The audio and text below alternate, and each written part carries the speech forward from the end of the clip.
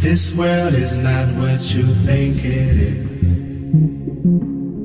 This world is not what you think it is. We do have a rare view of Milwaukee for you. It comes from the other side of Lake Michigan. Now check out this picture. It's of the city lights that were taken last Thursday night in Muskegon, Michigan, some 70 miles away from Milwaukee. So why does Milwaukee look so close? Well, scientists have a name for it, but it's best explained as simply a mirage. It is cool. Oh, I know if Jesse, that is amazing. If Jesse Ritker were not off today, she would tell us the exact She'd have some more term details they on use that, for yes. that. And what you're seeing here is a mirage. We typically would not be able to see this from the Lake Michigan shore. We talked about this last night. Conditions are right on the lake that we're actually seeing a mirage of the Chicago skyline. We've covered presupposed Earth radius, pressure without a container, angular resolution, perspective hijacking Earth curve. We've covered Boyle's law. We've covered diffraction limit. The one thing we haven't touched on was mirages. Give us the most ridiculous excuse of a mirage that you've had. Well, the mirage is an interesting one because this is probably one of my favourite points to make as a flat earther, especially when someone says there's no proof of flat earth.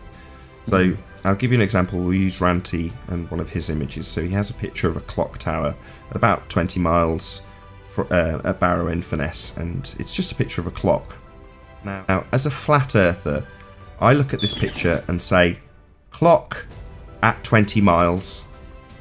That's the end of my explanation. As a flat earther, I can make that statement. I'll say it again. Clock at 20 miles. Now, if you're a fundamentalist religious zealot, then that's not a clock at 20 miles. That would be a slightly looming, non-standard refraction hyena holographic projection of a clock from behind the reified edge of a sphere based on an R value and a begging the question proof of nothing perspective hijacking curve calculator to turn a clock which seems to be there into a clock which is not actually there. That's what you have to assert if you're a globehead.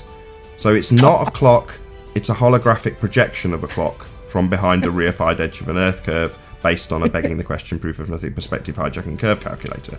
As opposed to me, that's a globehead explanation. I say clock, 20 miles. You're the man, Nath. You are the man. I love the way it's the way you it's the way you say it. It's the way you say it. It's just you serve people like the Wimbledon final beautifully. It's poetry in motion. It genuinely is.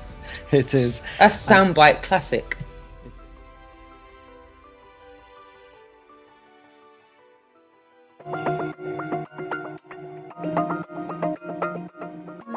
This will bend the image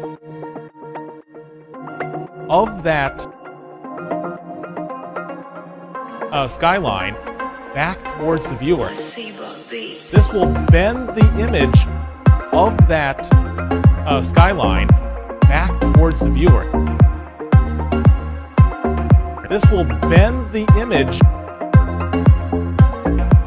of that skyline back towards the viewer.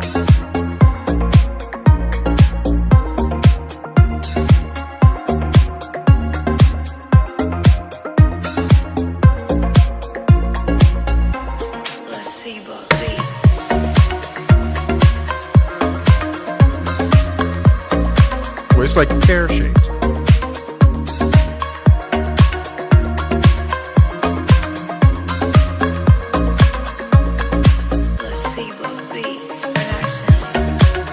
So, Earth, throughout its life, even when it formed, it was spinning, and it got a little wider at the equator than it does at the pole. So it's not actually a sphere.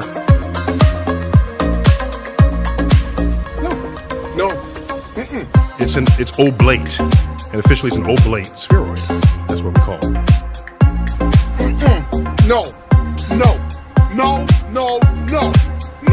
But not only that, it's slightly wider below the equator than over. Hell no!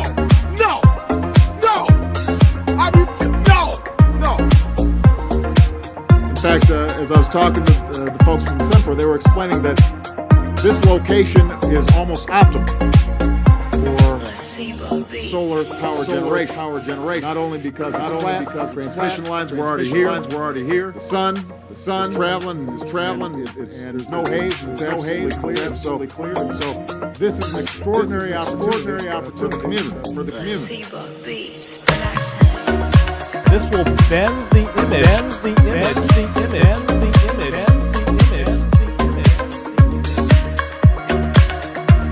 This will bend the image.